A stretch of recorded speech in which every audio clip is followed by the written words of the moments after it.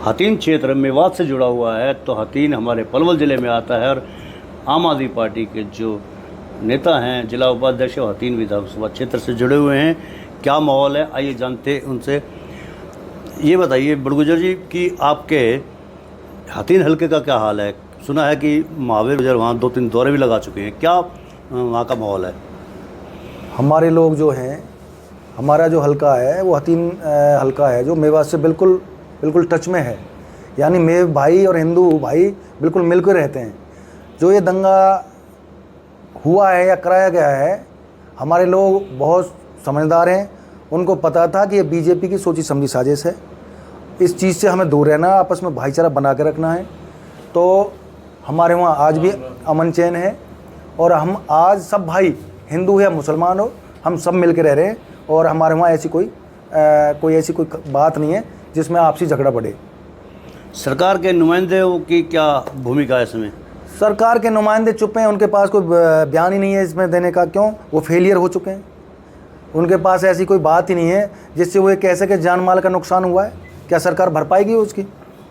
तो ये तो सरकार फेल है बिल्कुल। और मैं तो हरियाणा वासियों को भी यही कहना चाहूँगा कि इनको वोट की चोट से इनको बाहर का रास्ता दिखाने का कार्य करें, जिससे इनको पता लगे कि भाई तुम राज्य में राज करने लायक नहीं हो। अच्छा, मनोहर सरकार अब बोल्ड स्टेप भी उठा रही है, हाँ, ये तोड़फोड़ कर रही है बुलडोजर से। ये तो ऐसा कहा जा रहा है कि यूपी की योगी सरकार से इंस्पायर होकर हरियाणा की सरकार बुलडोजर चला रही है, जेसीबी मशीन से तोड़फोड़ भी कर रही है। इस चीज़ की नौबत ही नहीं आती।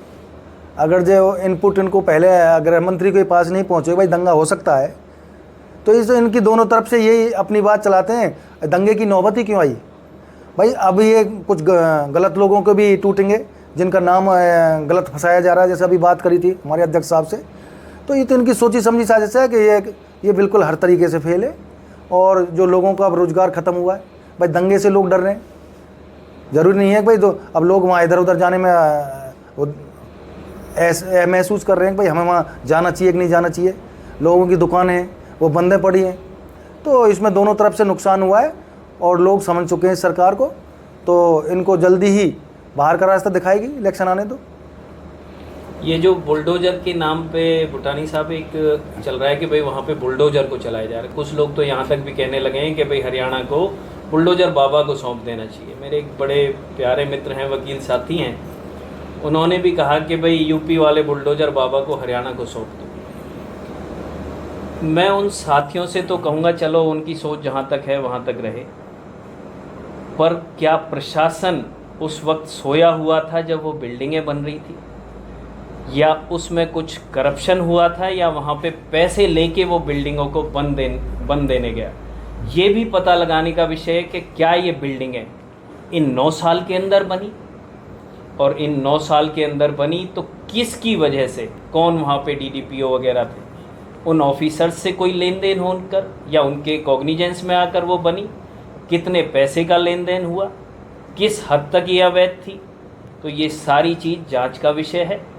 सिर्फ बुलडोजर बाबा के यहाँ आने से व्यवस्था नहीं बदलने वाली, व्यवस्था तो आम आदमी ही बदलेगा। करप्शन जिस दिन रुक जाएगा, और करप्शन के लिए एक छोटा सा पॉइंट आपको बताता हूँ भूटानी साहब, करप्शन ऊपर से चलता है।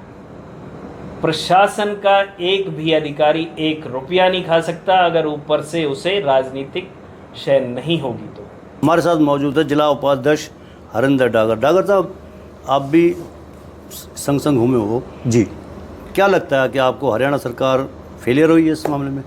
भूटानी जी, ये पूरी तरह से ये जो दंगा हमारे मेवात के अंदर हुआ है, ये पूर्ण रूप से हरियाणा सरकार का फेलियर है।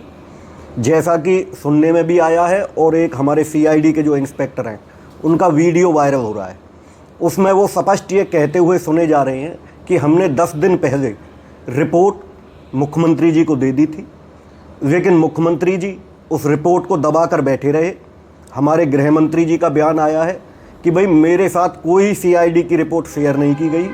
मेवात की घटना की सूचना मुझे एक इंडिविजुअल आदमी से 31 जुलाई के 3 बजे के बाद मिली।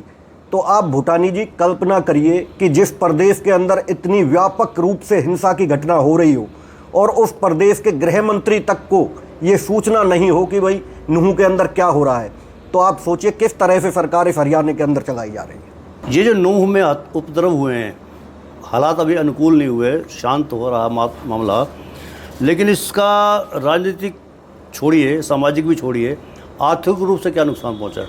भूटानी जी, ये जो मेवात की घटना हुई है, इसकी वजह से मेवात के साथ साथ गुड़गांव, जो हमारा वर्ल्ड लेवल का शहर है, सारे संसार की बड़ी बड़ी जो कंपनियां हैं उनके ऑफिस गुड़गांव के अंदर हैं, उससे हमारे हरियाणा की और मेवात और गुड़गांव की जो छवि है, दक्षिण हरियाणा की हमारी, वो एक तरह से विश्व के पटल पर धूमिल हुई है।